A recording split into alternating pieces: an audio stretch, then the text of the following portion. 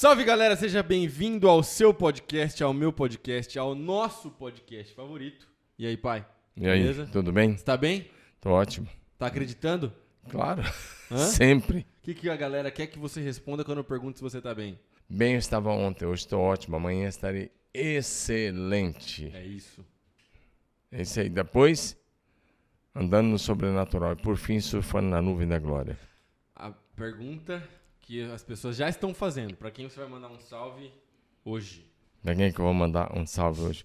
Eu vou mandar pro Edgar Monteiro, meu sobrinho lá de Tocantins, Meu primo. cara fera demais.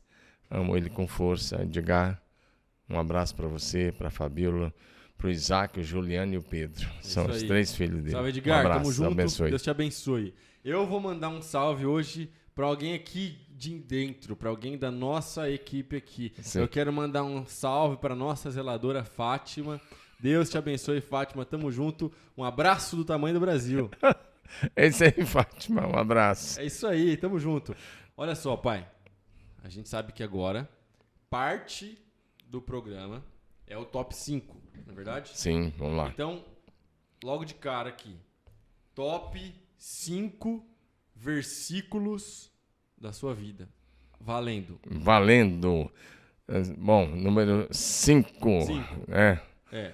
O Senhor é minha luz, é minha salvação. A quem temerei? O Senhor é a força da minha vida. Salmo 27, verso 1. Excelente. Isaías 41, 10. Não temas, não te espante, porque o Senhor teu Deus é contigo por onde quer que andares. E ele diz, eu te sustento, te fortaleço e te ajudo com a minha mão direita fiel. Amém. E aí nós vamos lá para Atos 20, 24. Mas em nada considero a vida como preciosa para mim mesmo, contando que eu cumpro com alegria a minha carreira e o ministério que recebi do Senhor Jesus para testemunhar do evangelho da graça de Deus. 1 Coríntios 2, 9. Nem olhos viram, nem ouvidos ouviram, nem jamais penetrou em coração humano que Deus tem preparado para aqueles que o amam. E por último, aquele que é poderoso para fazer infinitamente mais, além de tudo que pedimos ou pensamos, conforme o seu poder que opera em nós. Efésios 3:20. Aí eu fiz minha parte, agora faço a sua. Você quer que eu faça a minha? Faz. Tá bom, eu faço a minha então. Salmos capítulo 119, versículo 105. Lâmpada para os meus pés é a tua palavra, luz para o meu caminho. 2 Coríntios capítulo 5, eu acho que é o 14 e o 15. Pois o amor de Cristo nos constrange, julgando nós isto. Um morreu por todos, logo todos morreram, para que os que vivem não vivam mais para si mesmos, mas para aquele que por eles morreu e ressuscitou. Para mim esse versículo resume o evangelho. Esses dois versículos são brabos. Eu gosto muito. Vamos lá. O que mais? A gente pode pegar aqui... Eu posso pegar algo de Efésios também? Posso pegar... Não, eu te pedi, dá para 5 horas. O cara tá me dando um enrolation. Não, eu tô pensando, cara. Eu fiquei ansioso, fiquei nervoso. Eu não tava preparado. Normalmente eu pergunto pra ele, cara. Mano. Olha só, tem um texto que eu gosto muito em Efésios, que fala que nós não temos mérito na nossa salvação, não é verdade? Então, eu vou ter que abrir. Vocês são salvos pela graça por meio da fé. Isso não vem de vocês, é uma dádiva de Deus. Não é uma recompensa pela prática das boas obras para que ninguém venha a se orgulhar, pois somos obra-prima de Deus, criados em Cristo Jesus, a fim de realizar as boas obras que Ele de antemão planejou por nós. Mano, eu gosto desse texto aqui, cara. Isso aqui é maravilhoso. E por final, mas não menos importante, eu vou ler também o texto que eu estou usando como orientação para o meu ano todo. Quando penso em tudo isso, caio de joelhos e oro ao Pai, o Criador de todas as coisas, nos céus e na terra. Peço que da riqueza de sua glória, Ele os fortaleça com poder interior por meio de seu Espírito. Então Cristo habitará em seu coração à medida que vocês confiarem nele. Suas raízes se aprofundarão em amor e os manterão fortes. Também peço que, como convém a todo o povo santo,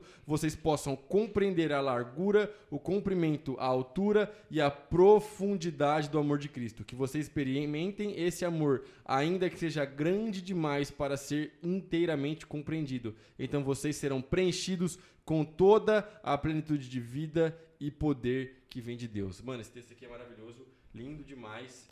Dá o endereço aí. Efésios capítulo 3, eu li aqui do versículo 14 até o versículo 19. É isso, mano. Eu tinha acabado de citar isso. Você é o cara, né, mano? Eu não sou o cara da Bíblia decorada, velho. Mas eu sou o cara que sabe onde o bagulho tá, entendeu? Essa é a parada. Eu preciso decorar mais Bíblia. Por que é importante decorar a Bíblia? Como é que Jesus mencionou a Bíblia diante do tentador? De cor. Ele precisou abrir? Não. Jesus decorou. Aliás, ele é o autor da Bíblia. Mas enquanto estava na terra, ele também frequentava a sinagoga, ele lia a Bíblia. Prova disso é que lá em Nazaré ele abre o livro do profeta Isaías, no capítulo 61, lê, e depois disso essa profecia acabou de se cumprir diante de vocês. Mas diante do diabo, à medida que o diabo vai tentando, Jesus vai rebatendo e vencendo cada tentação, dizendo: está escrito, está escrito, está escrito. Certo. A Bíblia precisa estar no nosso coração, na nossa mente, mas precisa estar aqui também, na nossa boca. Certo. Escondi a tua palavra no meu coração para eu não pecar contra ti. Salmo 119, Poxa, pai. versículo 11. Eu já tô estressado porque eu não lembro o versículo que eu queria lembrar. Você Bora. tá me apertando a minha cabeça aqui, cara. Bora. Mas é realmente uma parada que é real. E, por exemplo, a gente começa a escrever sermão. Aí a gente senta no iPad para escrever sermão. Pô, eu já jogo o texto na busca do software, tá ligado? E já pego o texto e já insiro direto no sermão. E aí, às vezes, a gente acaba ficando dependente da tecnologia. Como eu descobri que eu estou dependente da tecnologia. E agora? A solução para minha vida? Dentro disso que você estava falando, de depender de tecnologia para o estudo da Bíblia, eu realmente não trabalho assim. Eu leio a Bíblia de papel. Eu também, mas eu estou lendo menos esse ano. E esse ano eu estou lendo a Bíblia NAA, na versão NAA. Tá. Eu peguei uma Bíblia um pouco grossa, porque a letra é grande, eu preciso da letra maior para ler, para não cansar tanto a vista, né? E eu fiz um programa para ler mais rápido a Bíblia. Então eu estou lendo um pouco mais rápido do que eu leria normalmente, porque como você faz? Eu leio 4 capítulos lá da lei, eu leio 2 salmos, eu leio 1 provérbios, eu leio 2 do Novo Testamento. Tá. Ou às vezes eu leio 6 lá, 2 salmos, 1 provérbio, leio 4 lá no Novo Testamento. Ou eu leio de 10 a 12 capítulos por dia. Uns 90 dias? Um pouco mais do que isso daí. Mas seguindo essa sequência, 10, 12 capítulos por dia, são 1.230 capítulos, você consegue ler em 100 e poucos dias, em menos de meio ano. Então, e com a caneta na mão, com a marca-texto, e aí, porque essa é a maneira melhor de aprender, então eu não fico tão dependente da tecnologia. Eu respeito quem lê desse jeito, eu respeito quem está fazendo isso, mas se a gente quiser aprofundar um pouco mais, a gente precisa ler e ir estudando a Bíblia. E eu nunca fiz esforço para decorar a Bíblia. Eu admiro as pessoas que decoram a Bíblia. Eu participei de vários seminários no passado sobre decorar a Bíblia, né? Mas eu já decorava desde a minha conversão. Com 3 meses convertido, eu já sabia, acho que um pouco mais de 150 versículos decorados. E eu nunca fiquei assim, vou sentar aqui e vou decorar.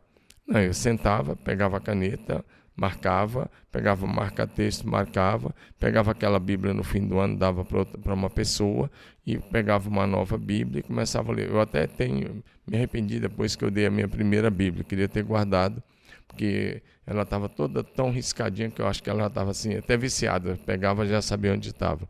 Mas esse sistema de doar a Bíblia, que você leu e pegar uma nova e ler, me ajudou também bastante. E a outra coisa era manter isso lá. Então, eu digo que eu devo tudo ao Espírito Santo, mas eu sei um pouco de Bíblia de cor. Eu digo assim, que se você me falar, não que eu possa sentar e falar, vou recitar isso, isso e isso, mas se você me falar qualquer assunto dos que são principais da Bíblia, eu vou saber onde está e vou dizer onde é que está o endereço. Então, houve uma época que, quando eu participava com o Dr. Christian Shen, que era um chinês que vinha ao Brasil 1, 2 vezes por ano, e a gente participava com um grupo aí cada um decorava um livro. Eu me propus a decorar na época o Evangelho de João e a Carta aos Filipenses. E acho que na época eu acabei decorando. Hoje eu acho que eu não sei mais, o tempo passou e a gente parou de se exercitar. Tem vários anos isso daí. Mas, por exemplo, para você participar com ele de um seminário sobre o Apocalipse, você tinha que ler o Apocalipse 12 vezes naquela semana. Então, 12 vezes em uma semana? Uma semana.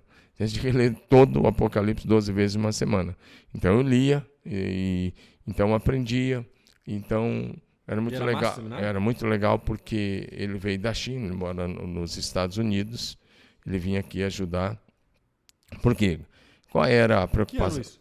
Já deve ser coisa aí de uns 12, 15 anos atrás, né? Não é tão, uns 15 anos atrás. Não tem tanto tempo assim. A preocupação dele e de outros que procuraram levar a pessoa em todo mundo a decorar a Bíblia é porque se viesse um sistema comunista, por exemplo, ou um sistema totalitarista, imaginar, que proibisse a leitura da Bíblia, como é proibido na Coreia do Norte, na China e outros países fechados do Oriente Médio, islâmicos, radicais, né? Se viesse um regime totalitário desse e dominasse, a Bíblia tinha que estar decorada através de várias pessoas. E fiz parte desses grupos aí que a gente procurava decorar a Bíblia. Então, se precisasse, e não era assim que funcionava, não era bem assim você achar, eu vou decorar aqui e eu cito na sequência. Não era assim. As pessoas que participaram desse grupo que decoraram a Bíblia no Brasil, o primeiro grupo que decorou foi aqui no Brasil, um pessoal de Minas, foi o primeiro grupo de Minas Gerais, depois um pessoal do Paraná, depois um grupo aqui de São Paulo. Eu participei do grupo de São Paulo, participei também de alguns seminários lá em Curitiba.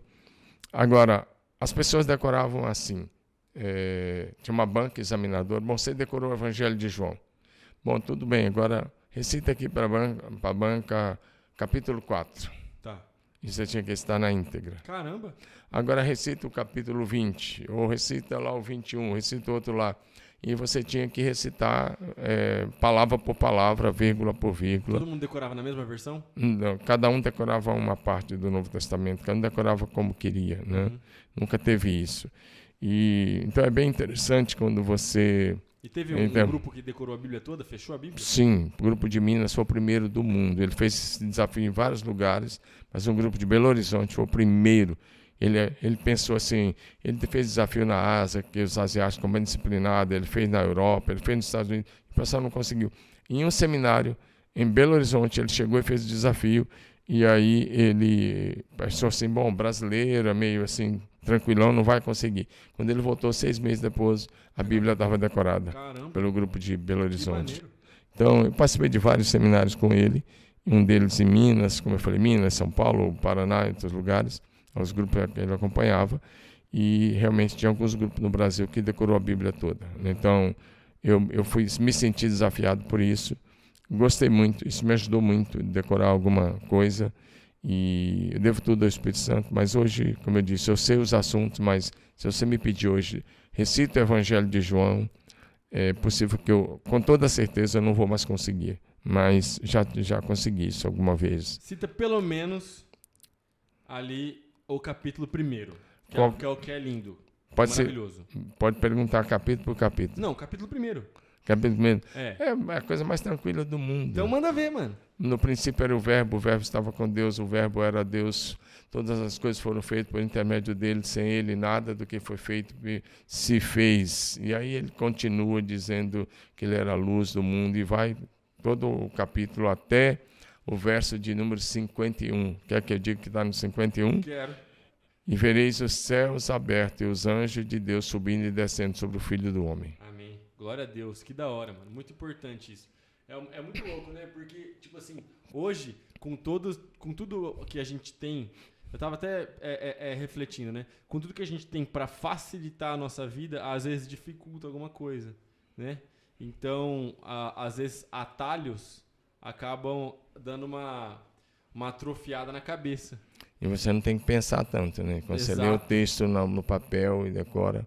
Mas ainda, Exato. como eu falei, se você perguntar capítulo por capítulo, ainda vou saber o que está em cada capítulo. Não vou saber palavra por palavra. Por exemplo, hoje, a ideia que eu tinha, e como eu falei, gente, a gente não, a galera perguntou, é real quando eu falo que a gente não combina. O pessoal acha que eu tô... Ah, não, Davi chega lá, isso aqui tá aberta a Bíblia, não é um roteiro, tá? Mas, por exemplo, a ideia era que eu queria conversar com você sobre ministério profético. Não vamos falar. Por quê? Porque a gente vem aí de 2 semanas na igreja com 2 preletores Sim. que fluem no profético. Sim. Cada um com suas características, cada um com aquilo que Deus derramou sobre a sua vida, mas 2 pessoas de Deus. Sim. E 2 pessoas que fluíram de uma forma bem interessante nos últimos 2 domingos que a gente estava aqui. Sim. Então, a questão que eu te pergunto é... Primeiro, estava na minha cabeça já, né? Qual que é a base bíblica que a gente tem para o ministério profético pós a vinda de Cristo? E segundo, o ministério profético é para todo mundo pode exercer, é para a igreja toda ou é só para algumas pessoas? Antes de responder isso, a questão, voltando só à questão da Bíblia, já entra no ministério profético, a questão que está se levantando uma geração na igreja muito pobre de Bíblia. E uma geração de pastores que também não conhece a Bíblia. Sim. E uma geração de gente se dizendo teólogo que não conhece nada de Bíblia. Sim. Então, a Bíblia nós precisamos conhecer bem. Sim. Porque ela é a palavra de Deus mais atual do que o jornal que vai sair amanhã. Inspirada, santa e infalível em todas as suas promessas. Por exemplo, eu vou te falar... Deixa eu... Não, só para você ter noção. Por exemplo, dentro disso que você está falando, eu pedi para você falar sobre dons espirituais. Vou falar. Eu sei, por exemplo, se eu pegar a Bíblia na mão, eu sei onde buscar e eu sei onde encontrar. Se você falar para mim assim, Davi, cita agora o texto dos dons do Espírito, eu não sei decor, é um fato. Mas se você falar para mim, se você der a Bíblia aqui na minha mão, eu sei, bom, eu vou lá, 1 Coríntios 12, tá ligado? E eu vou dar uma olhada e eu vou encontrar ali a lista dos dons do Espírito. Eu vou no livro de Atos, eu sei encontrar no livro de Atos os discípulos e depois o apóstolo Paulo também influindo em palavras de conhecimento. Eu encontro na palavra de Deus. A parada é que o texto decorado, palavra por palavra, eu ainda não tenho. Acho que eu vou passar isso no meu discipulado. Então, voltando ao assunto, você me perguntou sobre o ministério profético. É um assunto longo, não dá para fazer uma resposta aqui em 2 minutos sobre isso. Por quê? Ano passado, como vocês sabem, eu ensinei sobre o ministério profético Sim. o ano todo. Sim. De fevereiro a dezembro, nós ensinamos sobre o ministério profético no PGD. Discipulado. Então, é uma matéria que um dia talvez eu vou lançar um livro sobre isso, chama O Ministério Profético, na Bíblia e hoje. Sim. Né? Agora, o ministério profético, como ele aconteceu no Velho Testamento, que vaticinava sobre a vinda do Messias, talvez você não vai ter hoje nessa dimensão. Mas o ministério profético não cessou. Tá. O ministério profético não cessou e o ministério profético está de pé. E a tendência desses últimos dias é o ministério profético se tornar tão forte ou mais do que ele foi em alguns períodos do Velho Testamento. Ele vai ser levantado novamente. É uma promessa do ministério profético sendo levantado nesses dias. Você falou bem, nós tivemos aqui o pastor Denilson e a Demétria fluindo no ministério profético. Uhum. Isso é natural, isso faz parte de uma profecia. E, por exemplo, por que você está falando que o ministério profético vai ser levantado? Vai ser levantado. Joel 2, por exemplo, 28. Nos últimos dias, diz o Senhor, derramarei do meu espírito sobre toda a carne. Vossos filhos e vossas filhas profetizarão. Tá. Profetizarão. Há uma promessa que os filhos, os jovens iam profetizar e ter visões. Uhum. E os velhos iam ter sonhos. Então o ministério profético ele está sendo levantado no meio da igreja mais do que nunca. E se você quiser acreditar ou não, nós vamos ter que começar a conviver com o ministério profético numa dimensão do Espírito Santo jamais vista. Posso fazer uma pergunta que eu nunca te fiz? Pode fazer. Ministério profético? Por exemplo, é uma observação, tá? Se eu estiver errado, você me corrija. Pós-reforma protestante, até alguns avivamentos no continente americano, aqui no século XX, a gente pode dizer que, claro, a reforma foi extremamente positiva e tudo aquilo que veio com a teologia reformada é extremamente positivo. Mas a gente pode dizer que deu uma mitigada no ministério profético esse período? Porque, por exemplo, quando a gente encontra escritos de teologia reformada e tudo mais, vários desses escritos eles são que os dons cessaram. Então aí acaba que deu uma ofuscada no ministério profético. Ou eu estou errado? Deu uma ofuscada. E a igreja histórica, de um modo geral, ela resiste a isso que eu estou falando. Agora, a igreja histórica, os pregadores históricos, o cessacionista nem se fala, porque para o cessacionista, os dons e as operações de milagres cessou com a morte do último dos apóstolos. Então, ele ensina o seguinte, que estavam autorizados a fluir nesse nível de dom de palavra profética, só os 12 apóstolos, os 70 discípulos, ou os 72, na outra versão, mas o apóstolo Paulo morreu e encerrou. Isso é uma maneira, eu respeito, são homens de Deus que pensam assim, mas para mim é uma maneira de você depender muito da letra e da teologia. E a Bíblia diz que a letra mata, o Espírito vivifica. Nós devemos e podemos ter bom conhecimento teológico, desde que a gente não fique apenas nisso, desde que isso seja colocado ao pé da cruz. Jesus diz assim, errais não conhecendo as Escrituras e nem o poder de Deus. Deixa eu responder a sua segunda pergunta, e eu já volto nesse ponto. A segunda pergunta, você falou, todos podem profetizar? E a resposta é sim. Todos podem profetizar. Estude, por exemplo, Paulo ensinando, regulando os dons ali em 1 Coríntios 14. E ele está fazendo uma diferenciação entre o dom de línguas e o dom da profecia, a profecia voltada para a pregação e compartilhar a fé. Mas ele diz, eu quero que vocês falem língua, muito mais que vocês profetizem. E ele diz, na igreja, eu prefiro falar 5 palavras no meu próprio entendimento, de maneira profética, do que 10 mil em línguas. É o que ele está lá. E aí ele conclui dizendo lá no final, dizendo que todos podem profetizar. E eu digo, todos os filhos de Deus, cheios do Espírito Santo, podem fluir no dom profético. E cada vez que você prega a palavra a um pecador e você fala sobre o futuro dele com Cristo ou sem Cristo, você está profetizando também. Então, é fundamental o desenvolver do dom profético. E como eu disse, nos últimos dias, esse dom da profecia ele vai ser muito mais evidente. Essa questão lá a partir da reforma, é verdade, a reforma resgatou algumas verdades fantásticas, mas ela deixou de lado uma série de coisas que foram sendo resgatadas. Eu tenho um estudo chamado Moveres de Restauração da Igreja. A reforma foi um mover. Mas depois você vai ter vários mover, como o mover puritano, que também muitos estavam ligados aos reformadores, mas você vai ter o mover dos avivalistas, dos evangelistas, de missões. Você vai ter o mover de pentecostal, da Rua Azusa, você vai ter o mover dos avivamentos, você vai ter o mover de cura a partir dos anos 20 com Aimee, com outros... Bob Jones, ali já nos anos 50, e muitos outros pregadores norte-americanos fantásticos que Deus usou, como a Catherine Kuhlman e tantos outros que foram tão usados nessa. Isso vai ter nos moveres. Célula é um mover, discipulado é um mover, adoração que se levantou no Brasil no começo dos anos 2000, com a Ana Paula Valadão diante do trono, foi um mover de adoração jamais visto. Totalmente. Jamais visto. Totalmente. Botaram 1 milhão de pessoas na esplanada do Ministério, 2 milhões em São Paulo. Foi um mover. Agora, são moveres que estão restaurando a igreja por tempo. Agora, o dom profético não cessou.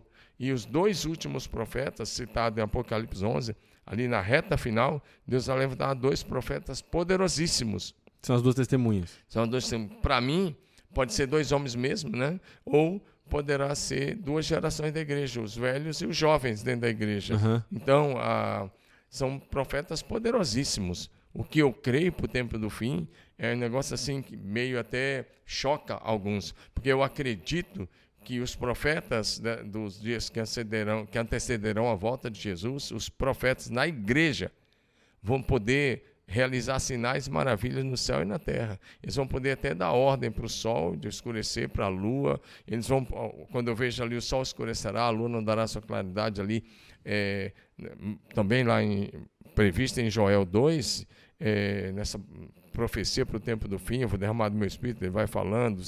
Para mim, e quando eu olho Eu vejo esses profetas da última geração, gente que vão fluir na mesma autoridade profética de Moisés. Sim. Que o maior profeta do Velho Testamento foi Moisés. Eu já te fiz um pedido que o volume 2 do Apocalipse, o Tempo do Fim chegou, é que você faça um paralelo entre os sinais de Moisés, a Páscoa e a segunda vinda de Cristo. Porque a gente já trocou essa ideia no discipulado, a gente já trocou essa ideia na sua casa, e eu acho que eu não tive um contato com um material completo em português a respeito disso. Fica aqui, é meu pedido online, está registrado aí na internet.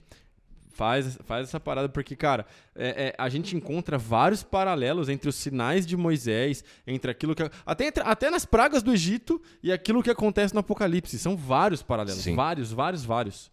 Então, Miqueias 7,15 diz assim: farei outra vez, como nos dias da saída do Egito. Farei outra vez como nos dias da saída do Egito. Então, esses profetas do tempo do fim, eles vão fluir no mesmo nível de autoridade de Moisés, de Josué, que orou e o sol parou, a mesma autoridade de Samuel, de Elias, na mesma autoridade de Elias, na mesma autoridade de Isaías, que ora e Ezequias é curado e ora e o sol retrocede 10 graus, na mesma autoridade de Daniel, na mesma autoridade de Pedro e na mesma autoridade de Paulo. Então, quando eu olho para esse tempo do fim, eu não olho com desespero. Pode vir coisa difícil, mas eu olho para uma igreja gloriosa, eu olho para uma geração de profetas poderosíssimos, com uma unção maior do que aquilo que você leu no livro de Atos.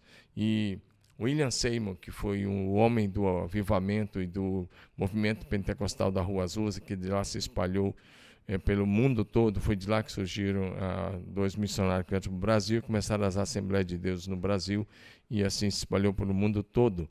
Mas o William Seymour, em 1910, por ali, ele disse que dali a 100 anos, ou um pouco mais, haveria outro avivamento, que seria infinitamente maior do que aquele que estava acontecendo na Rua Azusa. E ele disse que dessa vez esse avivamento seria de ordem mundial. Ele está concordando com o Joel. Lá na frente, Smith Wigglesworth, em 1945, me parece, ele disse o seguinte, ele foi um avivalista, né, europeu, atuou muito na Austrália e parte da Europa.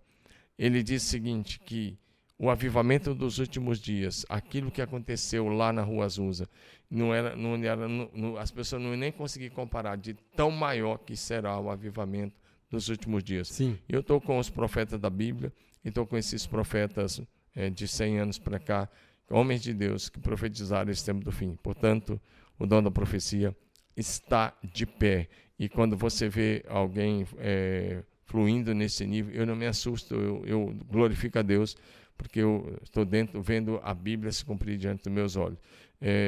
Por exemplo, o Denilson olhou para algumas pessoas, chamou pelo nome, falou algumas coisas. Há uns 15 anos atrás eu li um livro, ele está reeditado aí por uma outra editora, chama Surpreendido pela Voz do Espírito. E leia esse livro, Surpreendido pela Voz do Espírito, que o autor é um mestre e professor de mestrado em hebraico e grego em uma grande faculdade de Dallas, Estados Unidos, Jack Deere. E o Jack Deere diz o seguinte, que em português seria Jack Deere. Ele diz o seguinte, que uma das experiências, ele está dando aula e tem um aluno lá que era o presidente do Grêmio Acadêmico que vivia atrasando os trabalhos. E um dia ele marca um horário com o rapaz e fala, precisa saber. E o rapaz começa a mentir para ele, dizendo, olha, eu estou com os trabalhos atrasados porque, na verdade, eu estou tendo muito trabalho, eu estou tendo muita dificuldade. E quando ele está falando isso para o professor começa a ver a palavra em cima da cabeça dele, piscando na frente do professor. Prostituição.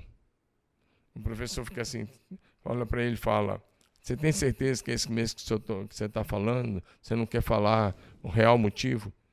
Com cuidado para não dar processo. Para não expor. Não expor. E aí ele diz, quando ele está falando isso, confirmando a mentira, de repente o aluno desaparece, da frente dele e na cadeira fica a palavra na vertical, prostituição, piscando. Aí o professor estende a mão e fala, ó, na verdade você não fez que você está em prostituição.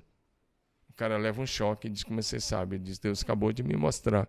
Então, ele confessa para o professor que desde os 14 anos ele estava envolvido com esse nível de pecado de uma maneira terrível. E esse era o real motivo, porque ele não estava fazendo os trabalhos. Então, eu só disse isso para dizer, se você conversa com alguém que flui com o dom da profecia, com a palavra de conhecimento, normalmente às vezes vem com esse nível de discernimento, Sim. Cuidado porque Deus vai revelar o que está acontecendo. E agora eu quero falar duas coisas. Primeiro, a respeito dos cessacionistas, ou seja, aqueles que acreditam que os dons cessaram, eu vou me apropriar de uma fala do Ângelo Basso, que ele fala o seguinte: o maior e provavelmente o único argumento que o cessacionista tem para falar que os dons cessaram é o mau testemunho do carismático. Como assim? Bom, a gente sabe que muita gente passou do ponto. E muita gente exagerou. E muita gente também, infelizmente, né, lobo em pele de cordeiro, se passou por homem, se passou por mulher de Deus, como a gente já falou alguma coisa sobre isso aqui. E aí, na verdade, era só para enganar as pessoas. Deus não estava falando coisa nenhuma, mas estava profetizando, entre aspas, e falando um monte de coisa para se aproveitar, para ganhar dinheiro, para ganhar fama, status, entre outras coisas. Então, e isso, na verdade, gerou um argumento para a galera falar mal dos dons ou falar não existem os dons, esse movimento não vem de Deus, nada desse tipo de coisa, sendo que na realidade, se a gente for olhar para a Bíblia mesmo, Bíblia por Bíblia, é muito difícil provar biblicamente que os dons cessaram. Muito difícil mesmo. Eu sei que tem muita gente capaz, intelectual aí, que já que é sensacionista, como o próprio John MacArthur, por exemplo, que é um cara fantástico, um homem de Deus, e tem um intelecto muito mais capaz do que o meu, mas nesse aspecto, em relação aos dons do Espírito, eu discordo 200% do John MacArthur. Eu já li os livros de John MacArthur, eu li o Caos Carismático, eu li aquele outro livro que ele fala também contra os dons, eu esqueci agora o nome do outro livro, eu li isso na época do seminário e tal, porque no seminário que eu estudei, tinha muito exagero. Tinha muita doideira. E aí, olha só que loucura. Só vou dar esse testemunho e depois vou te fazer a segunda pergunta. Você comenta e depois eu faço a segunda pergunta. Essas doideiras que eu vi no meu seminário quando eu morava lá em Belo Horizonte geraram um bloqueio no meu coração e na minha mente. Porque eu vi uns absurdos, assim, tá ligado? Umas paradas, tipo assim, totalmente doideira, sabe? Tipo, tinha uma bandeira do Brasil enorme que o seminário tinha. E a galera, tipo, pegou a bandeira e colocou a bandeira na piscina e falou que tava lavando os pecados do Brasil. Pra mim, aquilo ali era um absurdo. Eu falei assim, meu Deus, o que vocês estão fazendo, cara? Tá ligado? Quem vai lavar os pecados do Brasil é o sangue de Jesus Cristo quando as pessoas se converterem. Então a gente tem que anunciar, né? Entendeu? Então, assim, tudo bem. Aí quando eu cheguei em Marília, foi um processo longo, demorado, de discipulado com o meu pai. E também depois que eu casei, porque daí a minha esposa flui em todos os dons assim, de profecia e tudo mais. E aí foi todo um processo até eu atingir um nível de maturidade e continuo evoluindo. Então, primeira coisa, pai, a respeito dessa questão do mau testemunho dos carismáticos, o que você tem a dizer? E depois eu te faço a última pergunta. Respondendo essa questão, por que tem exagero, por que tem essas coisas, por que tem falso? Bom, primeira coisa, o primeiro falso profeta que a Bíblia menciona é Balaão.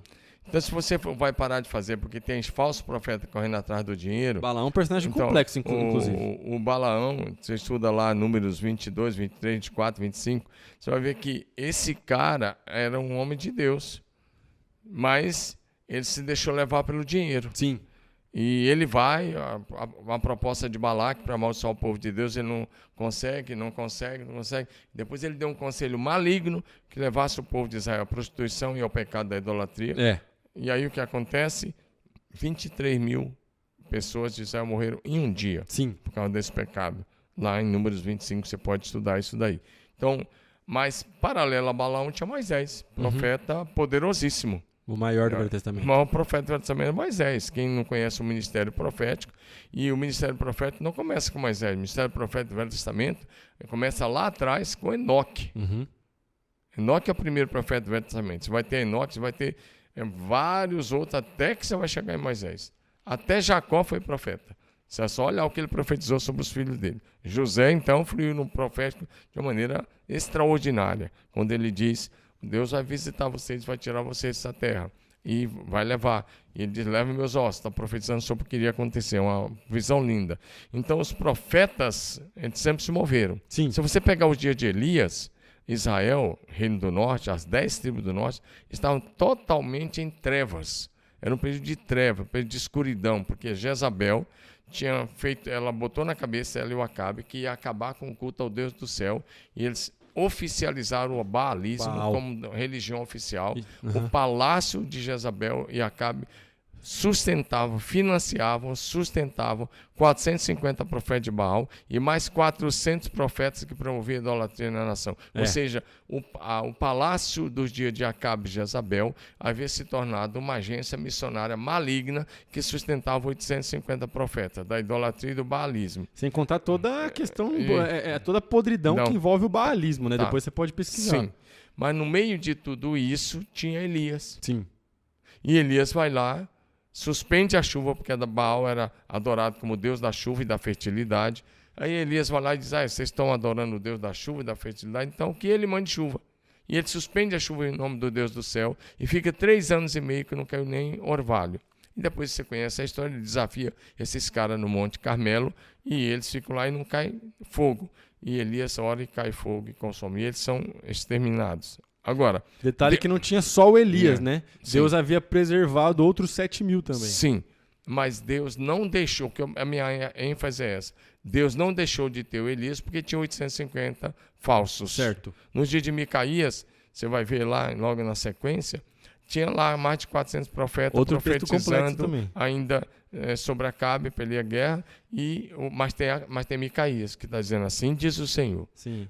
Ou seja, durante todo o Velho Testamento, Deus não deixou de ter os seus homens porque tinha os falsos. E no Novo Testamento, o primeiro que vai denunciar os falsos profetas é Jesus.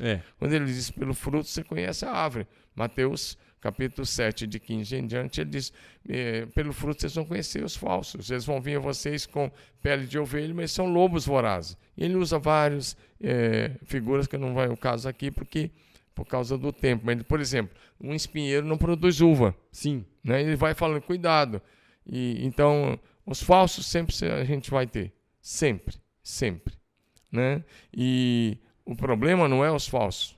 Eu não vou deixar de praticar o que é correto sobre o ministério profético, porque tem falso. Sim. Eu sei que tem gente na televisão prometendo besteira, tem gente vendendo bênção, tem gente aí de São Paulo, capital, e de todo o Brasil, saindo na televisão fazendo promessas mirabolantes, que não são verdadeiras. Tem gente que vai na casa das pessoas. Isso aqui é o mínimo, mas os caras da mídia aí, boa parte deles, são falsos. Sim. Agora, eu não vou deixar de ter um ministério profético sério, porque tem falso. Eu não vou deixar de orar por cura, porque tem gente falsificando. Eu não vou deixar de crer nos milagres para hoje, porque tem gente falsificando. Não, tem gente falsificando, mas tem os verdadeiros. Quer ver uma prova? Eu estou aqui. Eu estou curado de câncer há 20 anos. Se eu fosse um cessacionista, eu teria morrido em 2002. É verdade. 2002. E quando eu estava com câncer maligno em 2002, que os médicos achavam que eu podia ter de 2 a 3 meses de vida, eu recebi e-mail no meu computador de pastores cessacionistas. Eu lembro do nome de um deles até hoje. E ele dizia exatamente isso: milagres, só os 12 apóstolos, 72 discípulos, mais o apóstolo Paulo. Cessou. Se eu acreditasse nesse tipo de teologia, não estava mais nem ossinho, porque até o ossinho já tinha cremado, mas falam queimado, já estava só a cinza. É verdade. Mas eu creio no milagre. Eu não sou cessacionista. Os dons não cessaram. A igreja é a mesma. Jesus é o cabeça. Jesus é o Senhor da história. Então, não se torne cético. Creia e você verá a glória de Deus. A boa notícia é que muito cético pode se converter e se tornar homens que creem em milagres e que oram por milagres hoje. Eu respeito essa gente cessacionista. Eles são pessoas de Deus. Gente de Deus. Mas eles, boa parte, com todo respeito, eles são inteligentes, são estudiosos, mas não andam no poder de Deus. E a Bíblia diz: errais não conhecendo as Escrituras nem o poder de Deus. Vocês conhecem bem a letra, mas a letra sem o Espírito mata. E Paulo escreve: quando eu fui estar com vocês, corintianos, a igreja de Corinto, melhor, brincadeira. Ele diz: eu não fui só com palavra de sabedoria humana, eu fui em demonstração do Espírito Santo e do poder de Deus, para que a fé de vocês não se apoiasse na sabedoria humana, mas no poder de Deus. Eu acabei de mencionar 1 Coríntios 2, versículos 4 e 5. E aí, pai, por fim, para a gente concluir, tudo bem, você contou um testemunho de um autor e tal, legal, maneiro, mas eu acho que para aumentar ainda mais a fé no coração de quem está assistindo, eu acho que você poderia dar um testemunho seu de um momento que Deus te usou através de uma palavra de conhecimento, através de um dom profético, e que isso abençoou a vida de alguém e edificou a igreja. Tem muitos momentos. A igreja, graças a Deus, a igreja aqui é aberta e a igreja gosta desse tipo de mover, mas tem muitos momentos. Eu vou dar 2 momentos que isso aconteceu. Logo que mudamos para cá, para esse prédio atual, que estamos quase saindo, eu lembro que um dos cultos da sexta-feira, a gente tinha culto de oração na sexta-feira, e era voltado para cura e libertação. Eu lembro que um pastor nosso, que hoje está morando no Canadá, o pastor Alexandre, está lá na cidade de Calgary, ele está lá, ele estava pregando, e eu estava embaixo, sentado ali na 2ª, 3ª fileira, e de repente ele foi fazer o apelo e várias pessoas foram para frente. Eu lembro de uma senhora branca, bem alta, bem branca, alta, magra, bem vestida. Ela foi para frente. E de repente ela começou a falar em línguas estranhas. E essa era estranha mesmo. E ela começou a falar pelo demônio. E de repente eu percebi e vi o que ela estava falando. E ela estava lançando palavras de maldição contra o pastor e lançando palavras de maldição contra esse lugar, contra as pessoas, contra Jesus, palavras de blasfêmia. Então me levantei rapidinho, mas foi muito rápido, estendi o dedo contra ela e falei: eu te repreendo em nome de Jesus. E ela caiu possessa, ali na frente. Esse é o dom da palavra, do conhecimento, né? Quando Discernimento. Discernimento de espírito. Discernimento dos espíritos. Discernimento de espiritual, para que você, ela vem discernimento de espírito com palavras de conhecimento, ela vem com revelação. E foi o que aconteceu naquela hora. Isso aconteceu aqui no altar, ela caiu. E eu deixei ela lá, e o Alexandre foi expulsar o demônio daquela mulher. Quem estava naquele culto lembra disso. Um outro dia, sobre essa questão de cura. Uma família muito preciosa da igreja está aí até hoje. Eles foram para a praia aqui no litoral paulista, e lá ele caiu. E ele desmaiou, e ele apagou. Graças a Deus tinha uma médica perto, e aí resgatou. Socorreu. E ele não veio mais nem dirigindo. E quando ele chegou aqui, foi fazer os exames. Eu fui visitar o médico que tinha dado uma olhada nos exames. Esse médico há mais de 30 anos só faz isso, é um neurologista, muito conhecido, muito bom. Ele falou: pastor, o irmão está com um câncer na região primária do cérebro, de 5 centímetros, e esse câncer é muito agressivo, ele vai ter talvez 1 mês aí, e se operar, ou ele morre ou ele vai ficar vegetando. E eu voltei para casa muito chateado com aquela situação, triste com aquilo que estava acontecendo com esse irmão. E preparei uma mensagem em casa. O Espírito de Vida, o tema da mensagem, baseado em Romanos capítulo 8, de 11 a 17, vai falando que, e um dos versículos-chave na versão é o Espírito de Vida, que ressuscitou a Jesus dentre os mortos, traz vida para o nosso corpo mortal. Sim.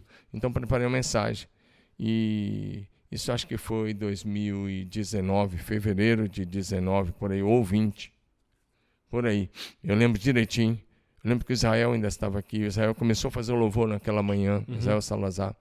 E a glória de Deus veio. Deus veio. Eu comecei a pregar e Deus começou a se mover no meio do segundo ponto da mensagem, pregando sobre cura, que o Espírito de Deus ia fazer, e aquela família veio. Sim. Eles não tinham vindo mais no culto. Naquele domingo ele veio, foi por Deus. Ele estava sentado ali perto da mesa de som. E de repente ele se levantou, correu, se ajoelhou na frente. E quando eu olhei, já tinha umas 200 pessoas tomando à frente os corredores, 250 pessoas. A casa estava cheia. Isso foi tão forte que do outro lado da rua aqui tem uma escola. E Luiz, pastor Luiz das Fazia o crianças, King's Kids lá. estava com o King's Kids lá. Os pais que iam pegar, teve pessoa que se ajoelhou na calçada Eu tava na igreja. pela presença de Deus que estava tomando esse local, esse quarteirão. E ele se ajoelhou ali. E eu tentei pregar o terceiro ponto da mensagem. E as pessoas orando e chorando muito. E as pessoas clamando. E eu falei assim, deixa eu terminar. E uma irmã gritou bem alto, acho que você lembra quem foi. O Espírito Santo termina, pastor. E eu disse, é isso mesmo. Parei a mensagem. E comecei a orar. E várias pessoas foram curadas. Sim. Aquele irmão foi curado instantaneamente. No meio da oração, ele recebeu a cura. Ele saiu correndo, colocando a mão na cabeça das pessoas e ministrando cura. Várias pessoas foram curadas. Uma garota de 7 anos foi curada, uma senhora foi curada, das mais diferentes doenças. Mas aquele irmão que estava com aquele câncer, ele não precisou fazer cirurgia, ele foi curado instantaneamente. Ele está na igreja hoje. Acabei de ver a esposa dele, Sim. Porque as mulheres foram viajar agora para a Bahia. Fui levar minha esposa lá no aeroporto e ela foi com 25 senhoras lá para a Bahia fazer o face-a-face lá em Simões Filho. E a esposa dele é uma das que está indo. Então, aquela família está na igreja até hoje, está aí servindo ao Senhor. Sim. E a partir daquele dia, quando alguém fosse lá no comércio dele, falasse, eu vim aqui para orar por você, ele falava assim, só se for para agradecer, porque eu estou curado em nome de Jesus. É verdade. Ele não só recebeu a cura, ele tomou posse da cura, passou a declarar a cura e está aí curado. Tá curado. Então, são esses momentos que Deus faz e são a presença manifesta de Deus traz essas coisas. Então, nós temos muitos momentos como esse, mas eu diria que aquele foi um dos momentos muito especiais. Não, com certeza. Também já tive alguns desses momentos assim bem interessantes. E eu acredito demais que essas ferramentas, elas edificam o corpo e elas nos levam a uma fé mais madura.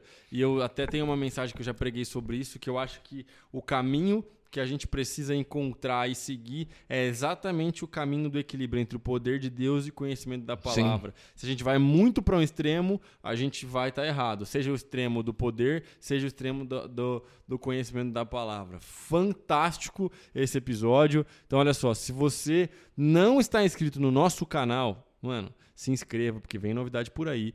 Em breve, eu e meu pai vamos trazer uma excelente novidade sobre o E aí Pai. Então, você não pode perder por nada. Se você está no Spotify, manda um abraço para todo mundo, encaminha nos grupos de WhatsApp. Tamo junto, Deus te abençoe. É isso aí. Que Deus te abençoe. Até o próximo.